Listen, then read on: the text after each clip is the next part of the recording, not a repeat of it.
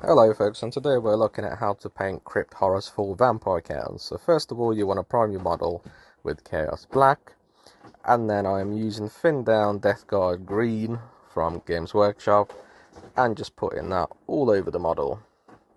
Once we've done that, the next colour that we're going to be moving on to is going to be Elysian Green, and that's from Citadel as well. So we're just doing a highlight, mostly from the top. And then after we've done that, we are moving on to our second highlight, which is Ogre and Camo from Citadel. So here we're literally concentrating on sort of the brightest spots that there are, and I think it really makes the model come to life. For the base, we're using a colour that we are familiar with, which is Beastie Brown. And there's not much to it, it's literally just Beastie Brown straight out of the pot. On a couple of these Crypt Horrors, you've got a couple of metal bits. There really isn't much really though, and on the metal bits I'm just using lead belcher. After I've done with lead belcher, I then move on to all the bony parts that our model has, and that is going to be Xandri dust for all of those. For the tombstone, I have decided to use sea grey from Vallejo, or the alternative that you can use is Mechanicum Standard Grey. They look about the same, to be honest with you. For the flesh that's sticking out on a couple of our models, I am using Mephiston Red.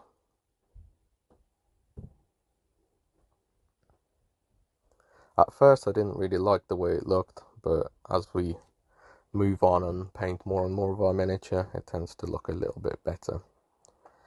So here I'm using Agrax Earthshade. I thinned it down 50-50 with Vallejo thinner, and we were just putting that on all of our Xandri dust parts.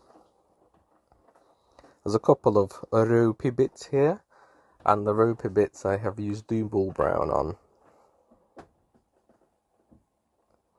So here I'm just using some Aphonian Camo shade. I thinned it down about 50-50 with a Vallejo thinner, and I am literally just applying that in all the areas where I think that would be appropriate.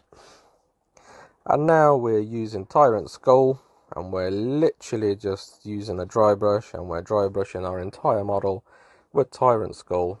Make sure you don't have much paint on there, otherwise it won't look that good. But yeah, you just slap Tyrant Skull all over the model.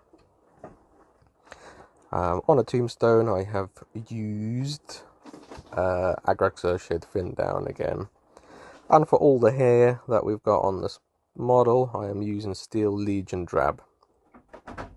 I'm then applying a couple of tufts to it to add a bit of life to the base, followed by Agrax Earthshade going all over the hair of our Crypt Horror.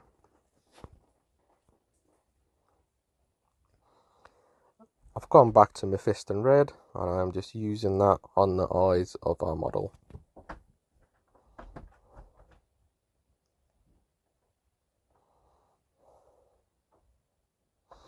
Once we've done that, I just used a little bit of Screamer Pink, and I just did a bit of a dry brush on the areas where it looks like the model, where they put the bones through, are a bit sore. For the rim of the base, I have used a Baden Black.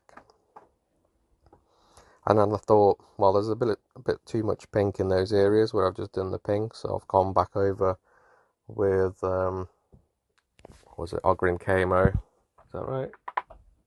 Yeah, Ogre and Camo. And basically, yeah, just, dull down those pink bits. For the teeth, I was using Ushabti Bone. And that's it for the models. Thanks very much for watching. I hope you enjoyed this quick guide on how to paint Crypt Horrors. Please subscribe, leave a comment, and I'll see you in the next one. Bye bye.